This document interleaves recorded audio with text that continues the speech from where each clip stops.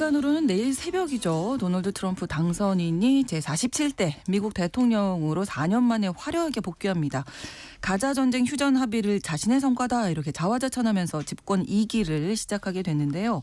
가자 전쟁 휴전 합의와 트럼프 등장 이런 변수 앞에서 우리가 주목해야 할 한 사람에 대해서 오늘 글로벌 이슈에서 다뤄보겠습니다. 다름 아닌 마수드 페제시키안 이란 대통령이죠. 그의 앞에 어떤 난제들이 있는지 살펴봅니다. 이현미 국제전문기자와 함께하겠습니다. 어서 오세요. 네, 안녕하세요. 네, 오랜만에 뵙겠습니다. 네.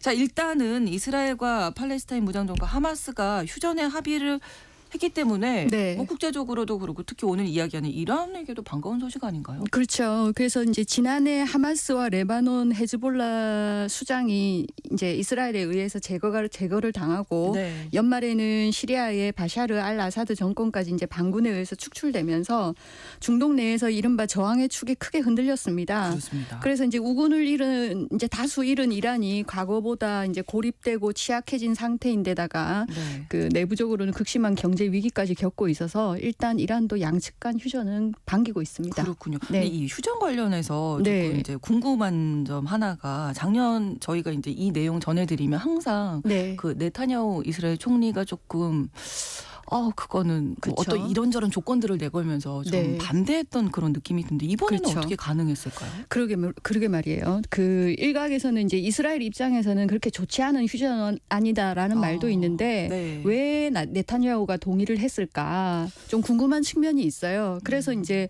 이스라엘 매체를 보면 그 네타냐후가 지난해 7월에 미국 플로리다주 마로라구 리조트에서 트럼프를 이미 만났다고 합니다. 네. 그때 이제 트럼프가 네타냐후에게 자신의 재집권 전까지 전쟁을 끝내기를 바란다는 말을 이미 했다고 하고요.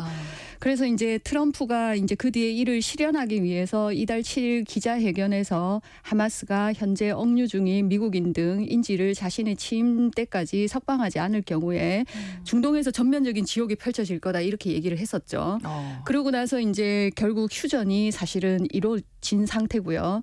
그렇다면 네타냐후가 휴전을 통해서 얻은 것은 과연 무엇일까? 그러게요. 생각을 해보면은 네. 이제 이란을 떠올리지 않을 수가 없는 상황인 거고요. 사실은 이스라엘의 진짜 관심과 목적을 생각을 해보면 하마스도 아니고 헤즈볼라도 아니고 오로지 이란이 아닐까 한번 생각해 볼 수 있을 것 같습니다. 어떤 부분에서 그런 건가요? 이게? 그 네타냐후 같은 경우는 이제 트럼프를 등에 업고 네. 중동 질서 재편에 나서려고 하는 움직임을 그동안에 많이 보여왔어요. 그런 발언들도 했었고요.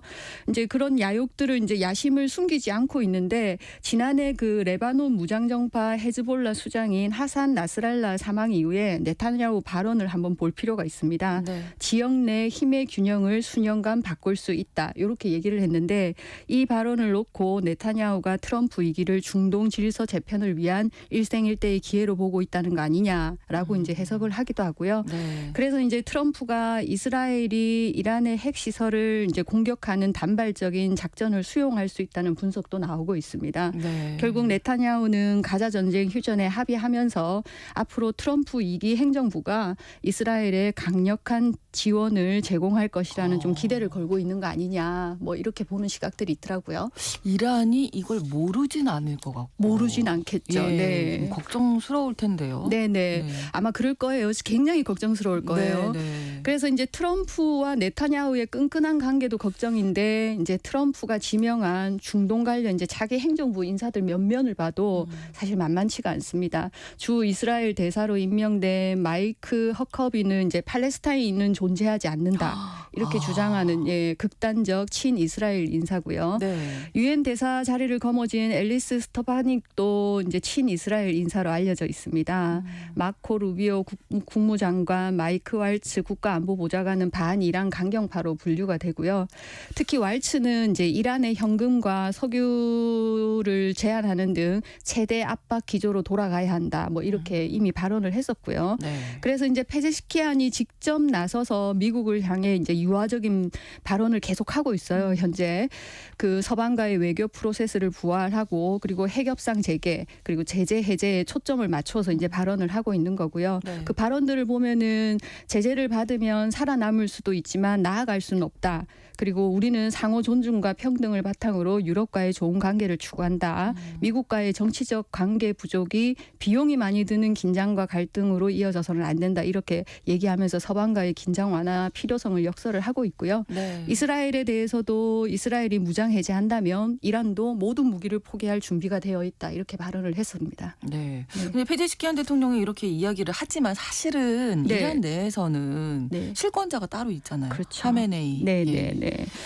좀 눈치를 봐야 되지 않을까요? 최고 지도자를. 네, 맞습니다. 그 페제시키안이 먼저 해결해야 하는 것은 사실 내부 문제입니다. 네. 그 핵심은 말씀하신 것처럼 하메네이와 혁명 수비대가 서방 및 이스라엘과의 이제 관계 개선에 동의해 주느냐 여기에 달려 있고요. 네. 이른바 그림자 정부 또는 이제 숨은 권력 집단인 딥스테이트라고 불리는 보수 강경파들이 페제시키안의 각종 외교적 노력과 제재 해제를 막는 결정적인 장애가 될 수 있다는 분석이 나오고 있고요. 네. 그리고 역대 정부들을 보더라도 이제 개혁파인 핫세미 라프산자니 정권 때는 이제 대중의 지지도가 굉장히 높았어요. 그래서 처음에는 이제 함부로 못했는데 예. 하메네이가 집요하게 이제 라프산단 산잔이 이제 세력을 해체를 시키는데 집중을 했었고요. 그래서 결국 성공을 했었죠. 그렇군요. 예, 그래서 이제 또 다른 개혁파인 모하마드 하타미 정권 때도 지지 세력이 만만치 않아서 공개적으로 이제 비난하진 않았지만 하타미 지지의 핵심 세력인 대학과 언론 등을 공격을 해서 네. 연임까지 하는 8년 내내 이제 정권 흔들기를 했었고요. 개혁파 하산 로하니 정권 때는 하메네이가 2015년 이란 핵협정에 승인을 해줬어요. 네. 근데 이제 그 뒤에 계속 비판하는 발언을 했던 거고요. 그렇군요. 그러다가 이제 로하니가 이제 두 번째 임기를 시작한 후에는 양측 간의 긴장이 이제 굉장히 고조가 됐고 이제 심지어 언론에 이제 하메네이가 어떤 회의에서 했던 로하니를 비판하는 발언이 이제 보도되는 뭐 그런 상황도 있었다고 합니다. 개혁파 때 이랬다면 이제 강경 보수 정권 때는 그래도 조금 친하니까 네. 노선이 비슷하니까 네. 좀 달랐겠죠?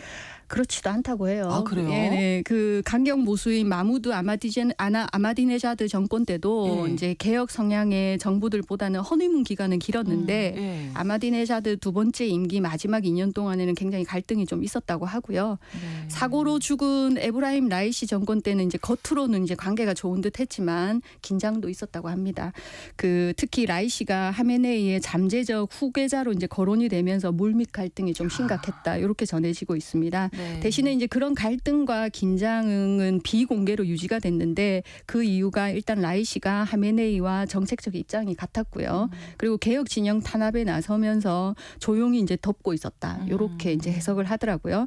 그래서 만약에 살아 있다면 또 어떤 문제로 서로 갈등했을지 모를 일이다. 그렇죠. 이렇게 보고 있는 시각들이 있더라고요. 네. 그래서 보수든 개혁이든 상관없이 하메네이와 혁명 수비대는 철저하게 자신들의 권력과 이익을 확대하는데 방해가 되면 어느 정권이든 힘을 쓰지 못하게 만드는 뭐 그런 세력으로 봐야 되지 않을까 싶습니다. 그럼 현재 대통령이죠. 페제시키안 대통령은 어떻습니까? 관계가? 네, 일각에서는 이제 하메네이가 라프산잔이나 로하니 같은 경우는 정치적 라이벌로 생각을 했는데 네. 페제시키안은 이제 세력이 없다 보니까 그렇게 생각은 하지 않는다 그래요. 대신에 이제 특히 이제 심각한 경제 문제와 서방과 핵 문제를 해결하기 위해서는 네. 앞으로 하메네이에게는 새로운 용병이 필요한데 생각보다 페제시키안이 그 역할을 잘하고 있다. 이런 평가를 하고 있더라고요. 네. 그래서 이제 페제시키안이 내놓은 핵심 메시지를 보면은 본질적으로 하메네이와는 같고요. 이스라엘과 하마스 간 긴장이 이란까지 확대되지 않게 하면서 헤즈볼라, 후티 반군, 이라크 등 저항의 축을 통해 이스라엘을 공개했고 실제로 효과가 있었고요. 네. 근데 하지만 이제 이스라엘이 이란을 가자 전쟁에 직접 끌어들이면서 서로 본토 공격을 주고받을 때 네. 페제시키안이 일정한 선에서 보복을 자제하도록 하메네이를 설득해서 이스라엘의 작전에 말려들지 않도록 했다는 평가도 나오고 있더라고요.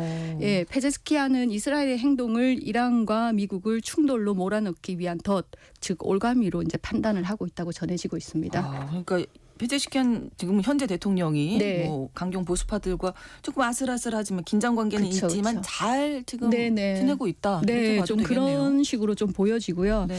실제로 페제시키안이 이제 취임 100일일 때 네. 전문가들이 이제 평가를 한 게 있는데 대체로는 일단은 긍정적인 평가를 하고 있더라고요. 그 앞서 말씀드린 것처럼 이스라엘과 이제 전면전에 휘말리지 않도록 한 것은 긍정적으로 이제 평가를 했고요. 네. 페제시키안 내각 후보자 19명이 전원 강경 보수가 득세하는 이란 의회에서 임명 동의를 얻은 것도 의미 있게 평가를 했더라고요. 내각 후보자가 전원 통과된 것은 23년 만에 처음이기 때문이기도 그렇군요. 하고요. 네. 특히 이제 순위파, 여성, 소수민족 및 기타 이제 소외된 계층을 내각에 포함해서 오랜 근기를 깨고 더 넓은 포용성을 위한 길을 열었다. 뭐 이런 평가를 하고 있더라고요. 네. 그리고 뭐 이제 해고된 교수를 이제 복직시키고 대학생들을 이제 복학 조치하는 거 했던 것을 이제 바탕으로 해서 네. 희망적인 변화를 예고하고 있다. 뭐 이런 평가도 하고 있고요. 반면에 그 인터넷 기업 인터넷 검열 문제를 해결하지 않았던 거, 네. 그리고 명확한 경제 비전이 부족하다, 그리고 소통이 부족하다, 이런 것은 여전히 문제점으로 지적이 되고 있더라고요. 앞으로도 그러면 뭐 하메네이 혁명 수비대 페제시키안이 잘 좀 설득할 수 있을까요? 이런 관계가 잘 유지가 될까요? 네, 이제 그걸 이제 판단하기 위해서는 좀 하메네이와 이란 혁명 수비대에 대해서 먼저 좀 생각을 해볼 필요가 있을 것 같습니다. 네. 일단 혁명 수비대가 이제 권력을 급속하게 확장한 것은 올해 86세인 하메네이가 1989년 최고 지도자 자리에 처음 오른 순간부터 이루어졌고요. 그래서 이제 혁명 수비대를 자신의 권위를 확장하고 반대 세력과 이란 국민을 진압하는 효과적인 수단으로 사용을 해왔죠.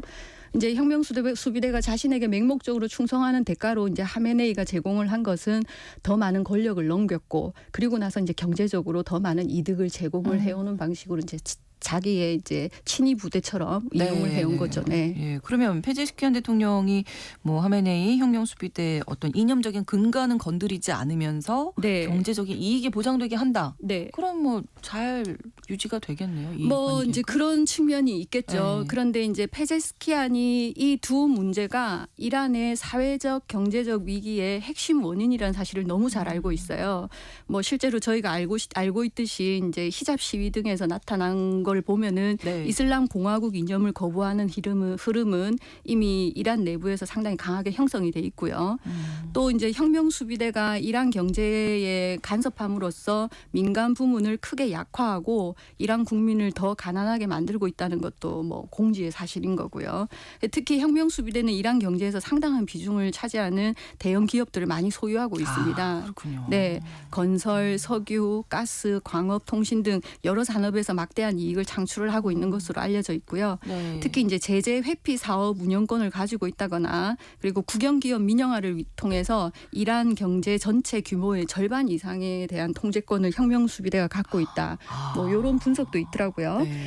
따라서 이제 이 문제는 이란 역대 대통령들과 마찬가지로 페제시키안에게도 굉장한 딜레마가 될 것으로 보인다라고 할 수 있을 것 같습니다. 네. 그런데 지난해 가을 이제 유엔 총회 참석차 미국 뉴욕을 방문했을 때 네. 페제시키안이 혁명 수비대 산하 대표 기업인 하탐 알 안비아 그룹과 함께 이제 방문을 했었다고 해요. 네네. 그때 이제 전문가들이 혁명 수비대의 경제적 탐욕을 충족시키려는 페제시키안의 의도를 엿볼 수 있는 방문이었다. 이렇게 분석을 했고요.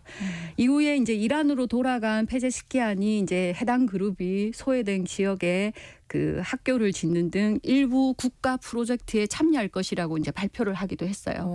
근데 아직 프로젝트에서 혁명 수비대가 얻을 수 있는 이익이 얼마나 되는지는 명확하지 않다고 합니다. 네. 그런데 이제 페제시키안의 제안이 혁명 수비대가 원하는 만큼 달콤하지가 않다면 이제 굉장히 그렇죠. 파이가 커야겠죠. 그렇죠. 만약 그렇지가 않다면 혁명 수비대와 페제시키안의 허니문 기간은 끝날 것이다. 뭐 이런 분석도 나오고는 있더라고요. 근데 지금 이제 뭐 내부적인 문제도 그렇지만 외부에서도 이렇게 저항의 축도 지금 그렇게 단단하지 않고 네, 트럼프 2기 행정부가 이제 출발한단 말이에요. 네, 네. 그러니까 뭐가 이렇게 좀 잘 안 된다.